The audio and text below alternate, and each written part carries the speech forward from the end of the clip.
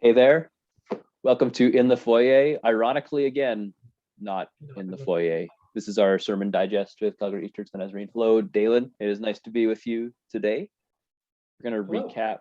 recap. I guess it's yesterday's message. Today is Monday. Today We're is actually doing Monday. this on Monday. We're on time. So please bear with us. We're recording this on Zoom, and I haven't figured out how to live stream this to invite your comments. But if you are a viewer and you have any comments or questions, either about our conversation or about the message that was shared yesterday in worship, then please, by all means, let us know by comment. Or if it's an angry rant, just give us a phone call. You can call Daylon. He loves getting angry rants. So Yes, thank you. Please do that. Please don't do that. Yeah, totally joking, in case that wasn't clear.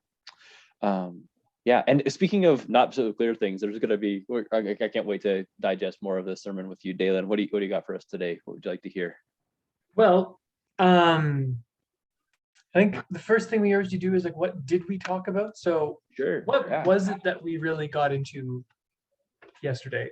Yeah, I think this is what I remember, and I'm curious to hear what others take out of my messages, because sometimes I think like, hey, this is really clear. This is what I'm saying, and I think that sometimes other people get very different ideas and points out of my messages than even that I'm like communicating. So I think what we talked about, we were in Micah 4, and we're hearing Micah kind of turn the page a little bit away from the initial chapters 1, 2, 3 judgments for Israel to say these judgments that are coming about, they're actually for Israel's good in the long run. It's going to be awfully painful, but God is establishing a world where disputes are put to rest, where nations are gathered around one good and loving authority, that is God himself, at God's mountain.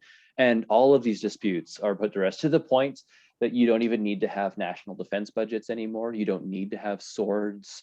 You can farm to your heart's content. And so you kind of get this hearkening back to the Garden of Eden, where like the biggest trouble was, how much food can we get out of this good earth that is just bursting with life? We've been entrusted with dominion over the plants and the animals.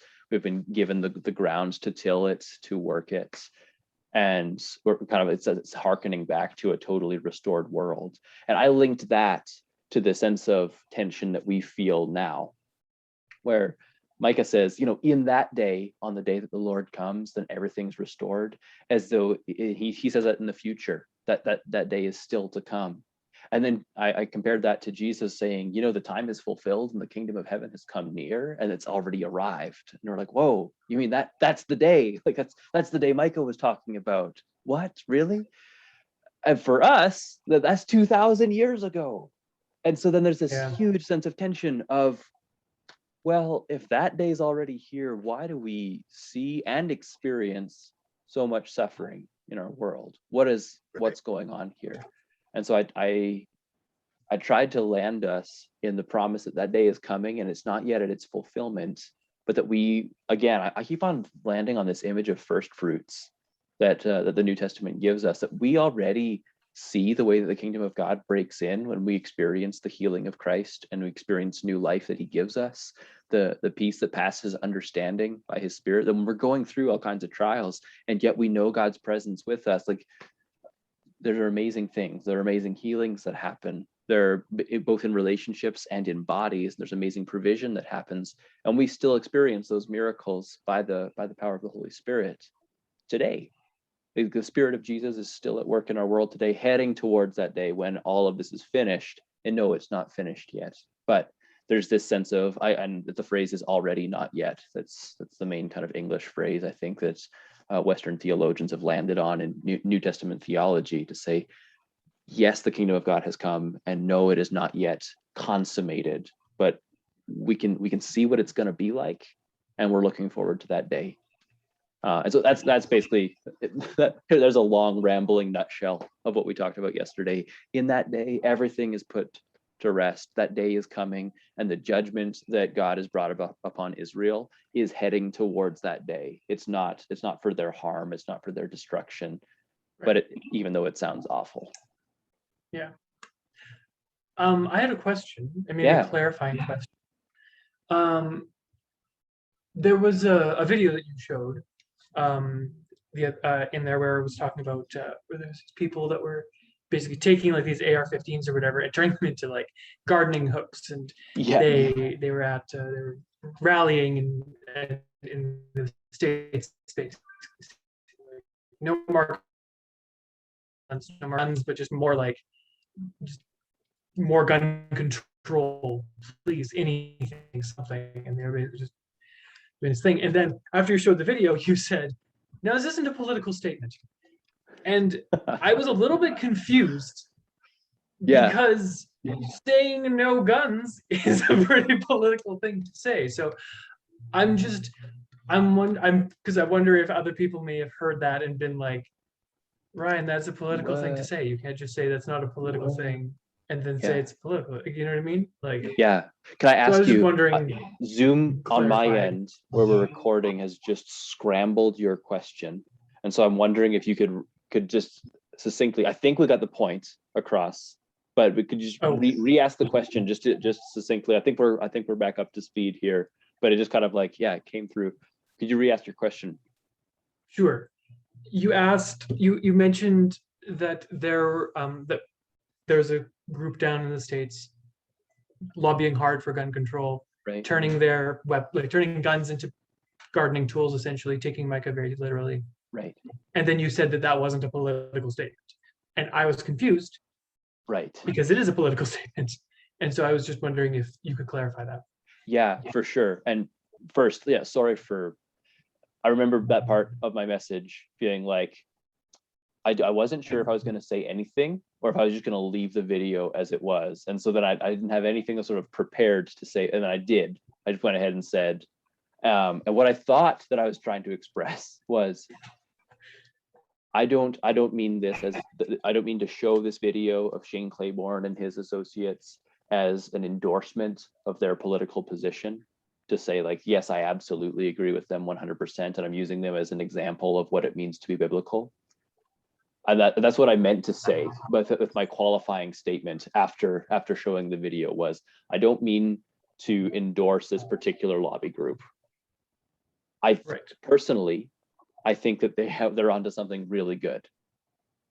That said, I'm not so convinced. I haven't done my research and reading up on them and their work to know for sure that absolutely I want to endorse everything that they stand for. And so basically that's all that I wanted to say by that qualifier, was for some who feel that it's actually very, very right to serve as a Christian, say in the military, and to serve in what I'm going to like violent ways to protect vulnerable people. I don't want to disparage that viewpoint by showing this video. What I do want to say is, look at the vivid imagery here of that Micah gives us. And we could see images of it as this rifle is being sawn into pieces and beaten into a garden fork. It's like, you don't need this highly engineered death machine anymore because God is here. I wanted to sink that in with as vivid an image as possible. And Shane Claiborne Associates gave me a beautiful image of that. And I think, for what it's worth, so personally, I'm on board with that more and more. I don't know, I share this sometimes with people and they tell me like, hey, how did you get to be a pastor? And I'm like, I don't know, because in high school, I wanted to be a sniper. Like, I didn't want to be a pastor. I wanted to be a sniper because I wanted to shoot bad guys and make the world a better place that way. And now I'm totally— I didn't know that. Right? Yeah. Yeah. So let me see. I'm convinced that evil humans are like, this is my high school worldview. I'm convinced that evil humans are the problem on Earth, and that maybe I'm one of them, but I can make there be less of them. I'm convinced that guns are the coolest thing, and I love shooting. Maybe I should find a line of work where I can deal with both of those things and make the world a better place and protect vulnerable people by becoming really talented at killing people from long ways away. And so that was sort of in the back of my head before God called me to be a pastor, and started the journey towards like, wait, maybe killing people isn't the way. And so now I'm totally flip-flopped on the side of like, I'm not convinced that I need to own a firearm at all. I like shooting. That's really fun for me. I realize that, like, a lot of people don't think it's, but that's where I'm coming from, is like, I've left that behind personally, but there are still people who would hold the viewpoint that the government bears the sword for a reason. And that's actually a good reason. That's a phrase plucked out of Romans 13, and that Christians can be involved in that sorting without compromising their faith. I'm not at the point where I can do that. I don't think that's I can follow that. And so all that to say, that's the big, long, rambly answer of Micah envisions a day where it's not even a question anymore whether or not it's the right thing to pick up a sword. Why would you pick up a sword? You don't need it. You don't even need it. There is no one who will make you afraid. That's the beautiful sort of vision of the kingdom of God coming here. Yeah, I find when I talk with people who are very pro-gun, it's like, and I bring something like that up. They often talk as if like that sort of vision is like an impossibility almost. Mm-hmm. As if like we couldn't possibly be like that. And they almost talk about it as if there will be guns in heaven and weapons in heaven. And right. It's a very confusing thing. I don't know 100% where I stand. I'm not a fully a pacifist. My Mennonite blood is turning in its grave. Boiling against what I just said. But I think I'm similar. Like I don't really see how excessive gun use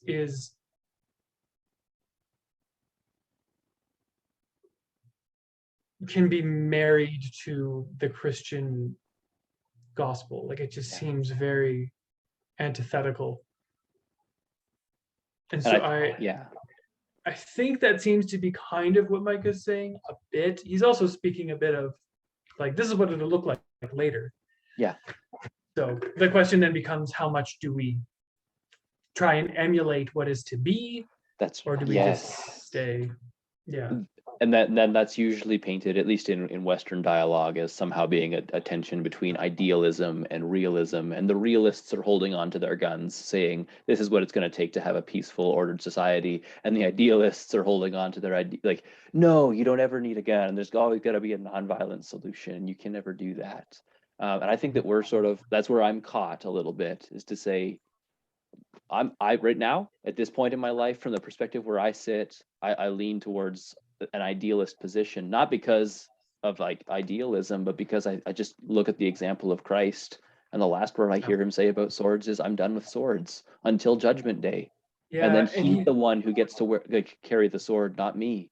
Yeah. And also, well, that's another thing, is I wonder about like I think a lot of people kind of like to think of them, especially men, but women too, like to think of themselves as these kind of like quasi action heroes who just they're like, I've got a gun and I can defend everything and I can be a badass and I can be awesome.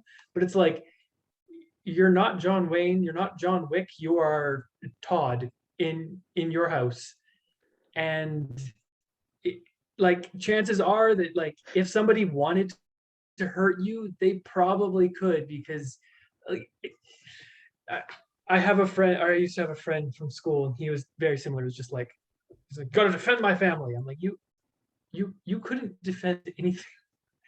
That you are not nearly as like that. You're not an action hero. You're right.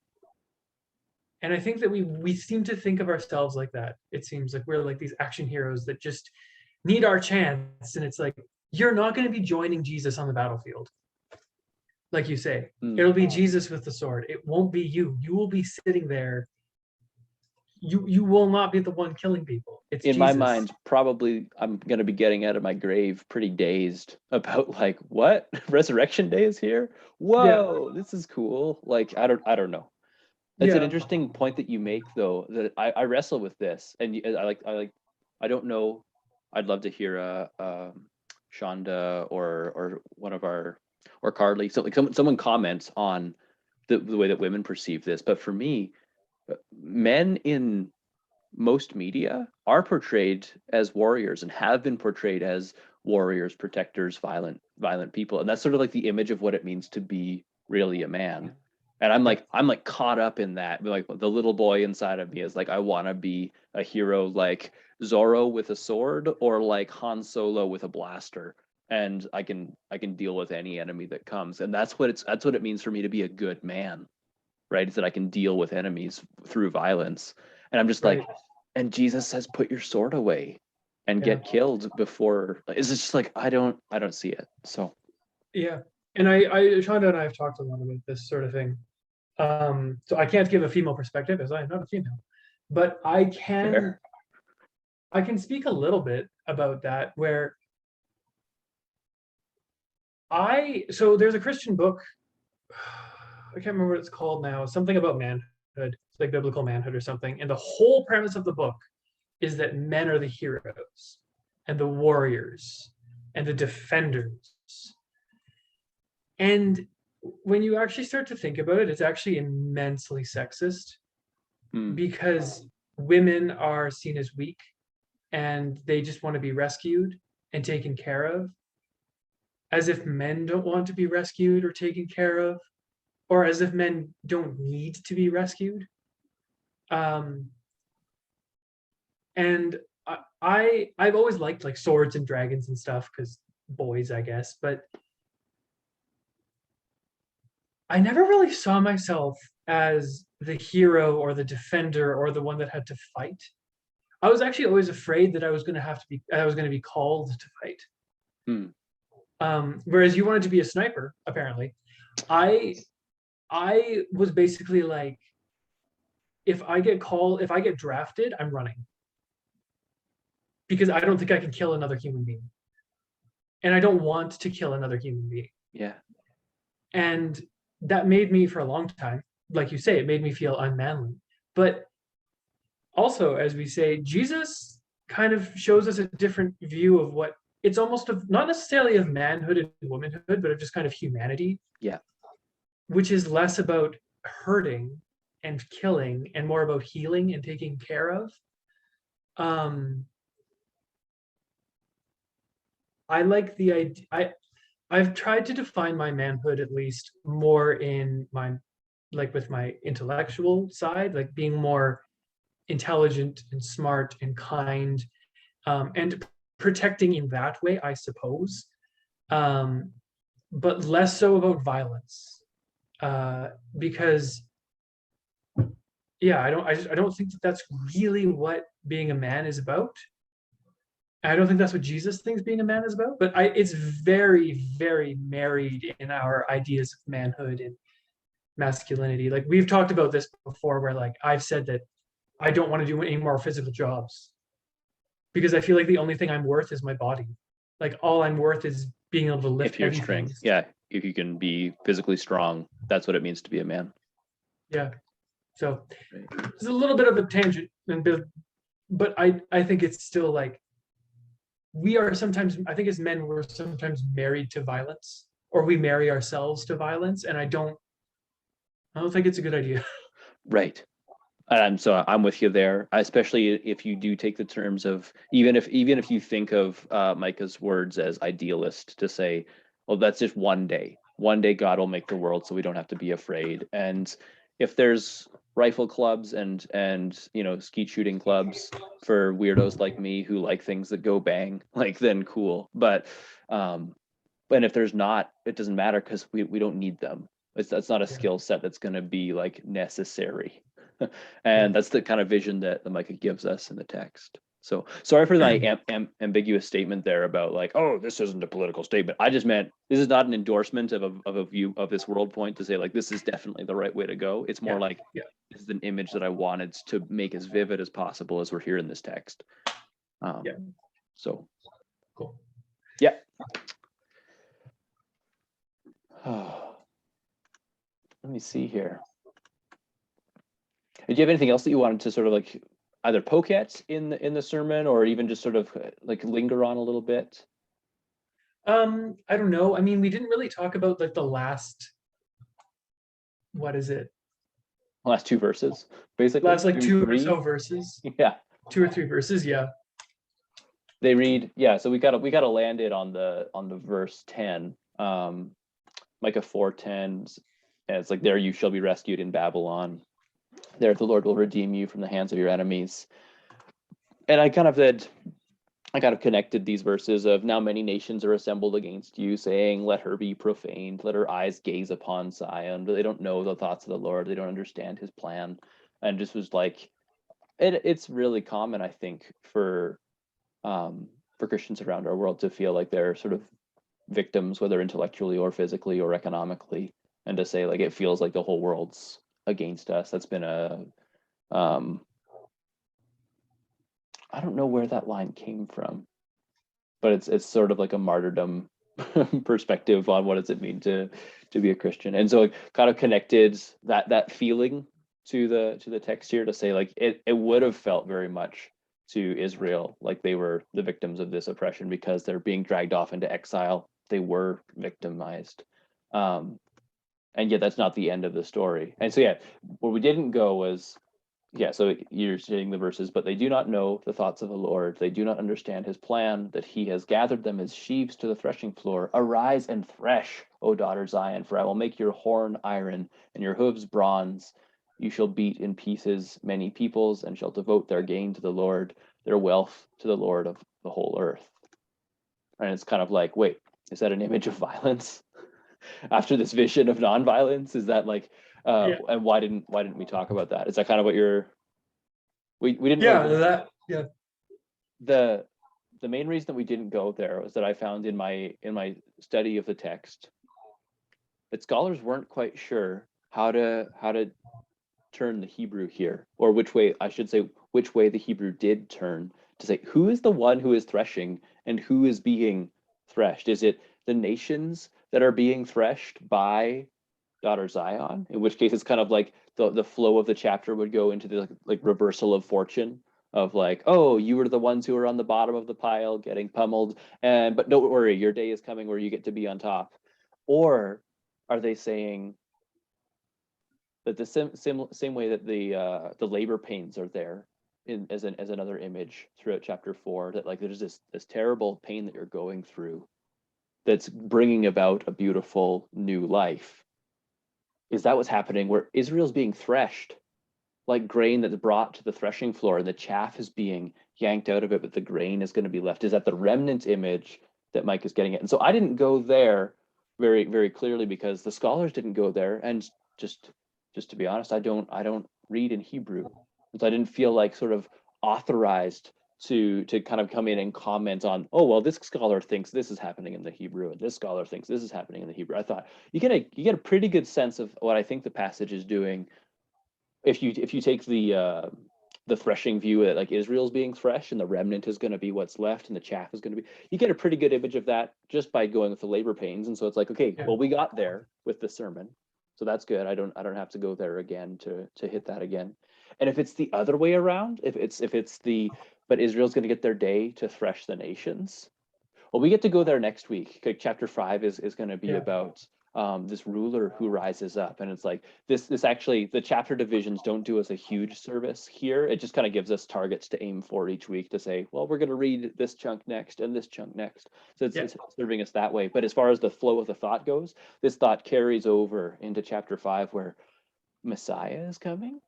God's chosen hero is coming, and then Israel's going to get its day on top. And so it's like, if you're going there, we'll get there next week. It'll be okay. And so it was a really great way for me to be like, I don't need to go there this week and to say definitively one way or the other, because one way or the other, the idea is going to come across either this week in the, okay, this is like another image on the labor pains, or on the Messiah's coming and he's going to be a deliverer, and the nations will get what's coming to them. And so we're going there next week. I think just a quick word just on that for anyone who is hearing that and going like, well, what do you mean the Hebrew is not clear? Like, it's a language, it's easily translatable. Hebrew is a dead language. The Hebrew that we speak now, that people speak nowadays, is not the same. Even like, it's kind of like if you tried to read Chaucer, you can't read it unless you know like Old English, which is closer to German.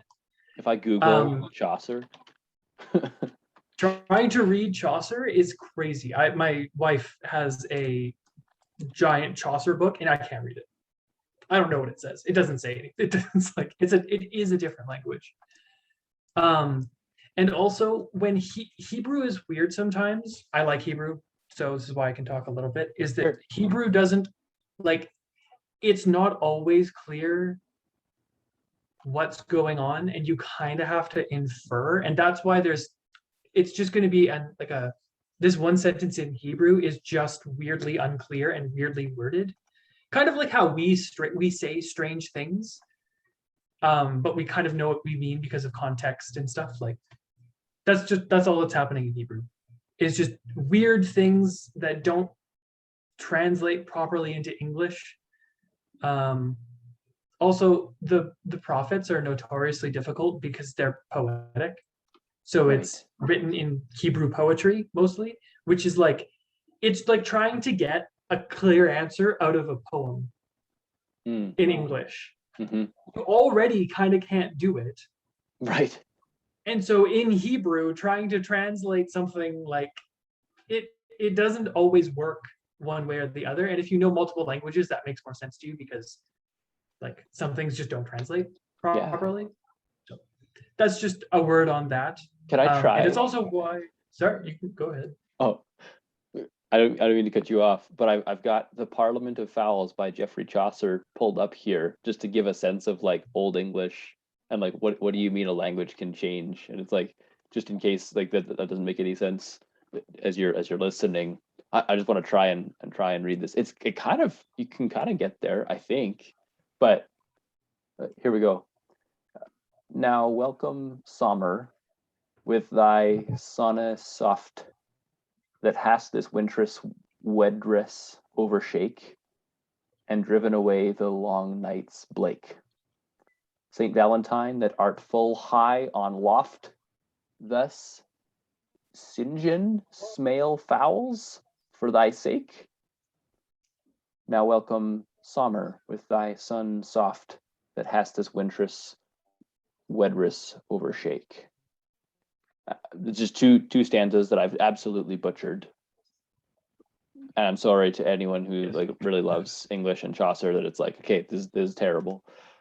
But just the sense of like, I don't even know what I just read. I can kind of infer a little bit, but that's as me knowing contemporary English, reading English centuries ago, and being like, I'm sorry, what? Yeah. What? Anyway, it's really weird. So yeah, Hebrew can be like that. It's okay. It's one of those things that just like with Bible translation, sometimes people act like it's super easy and like we should be able to have perfect, amazing translations all the time. It's not. It's hard. There are hundreds of people that get into a room and basically argue about how to translate these verbs and these words and these nouns. It's really, really hard. So PSA, Bible translation is super hard. It's not easy, not cut and dry, not simple. Yeah. That's all. Yeah. Appreciate fun. that. I do it for fun. It is fun. Yeah. Anyways. Especially if you like words and word puzzles, it's kind of like putting those together. Yeah. Okay.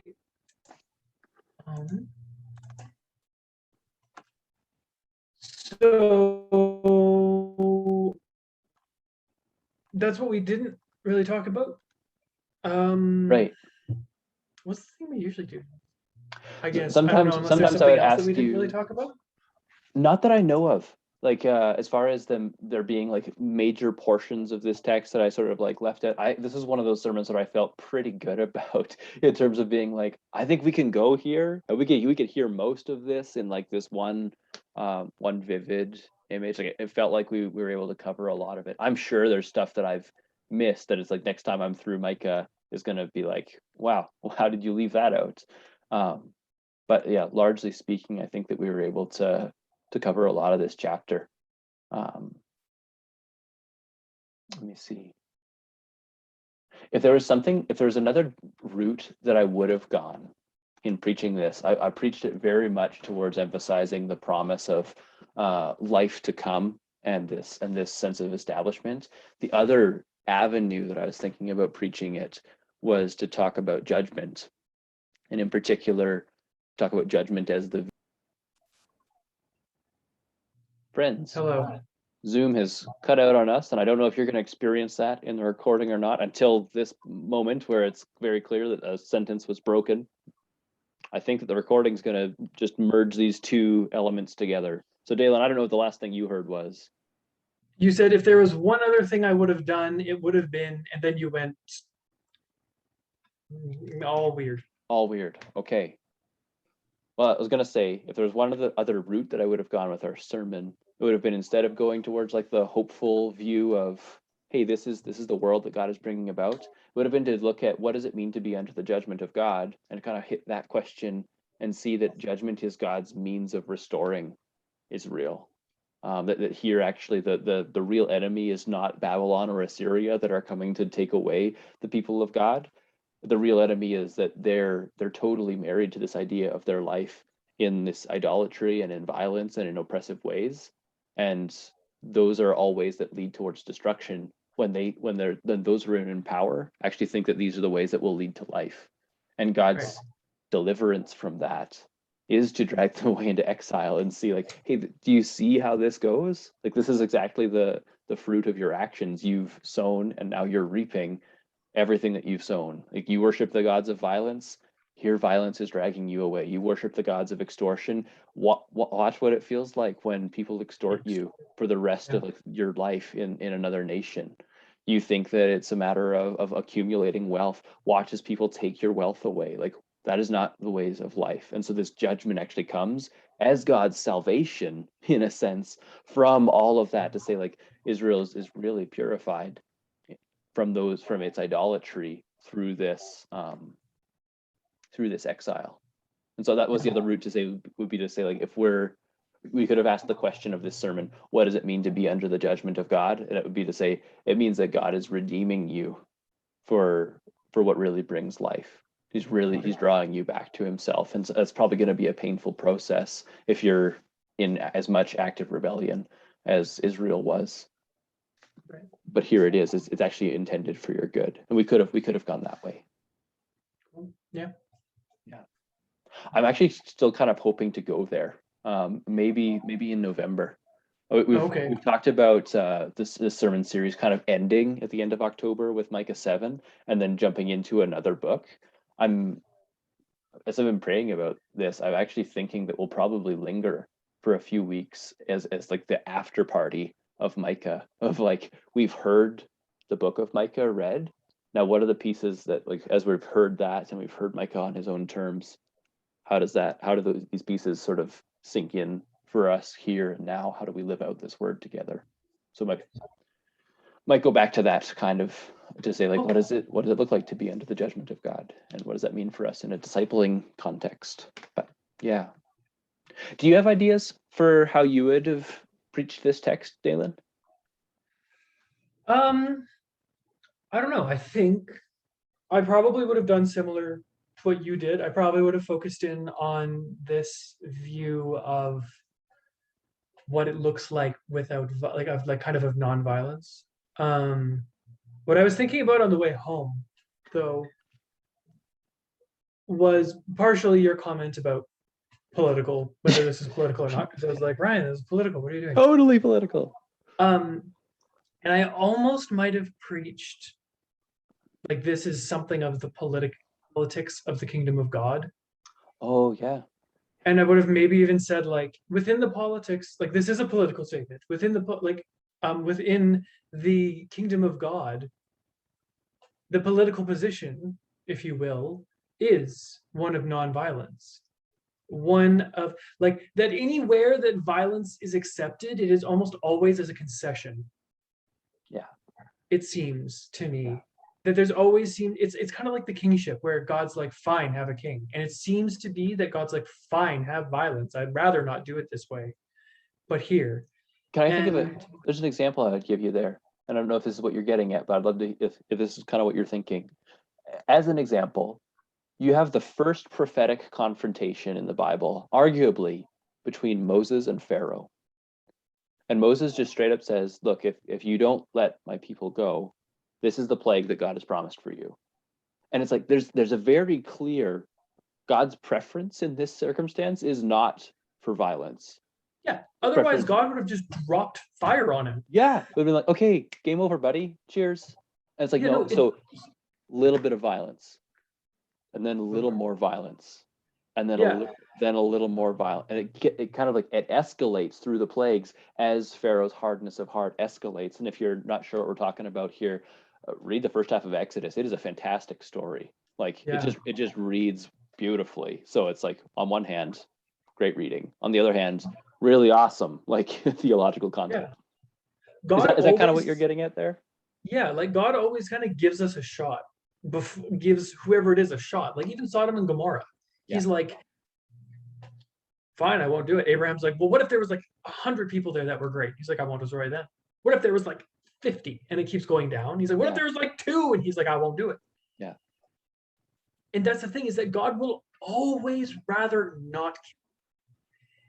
And we have this really, really strong idea of the Christian warrior, so to speak. Like, you know, like the knight with the cross on his shield and the gleaming sword and the sun and the, you know, it's just all this beautiful stuff, and they're killing the heretics or whatever. And like, yeah, like I get it, but I don't think that that's actually kind of what God wants. No. And I think, yeah, like so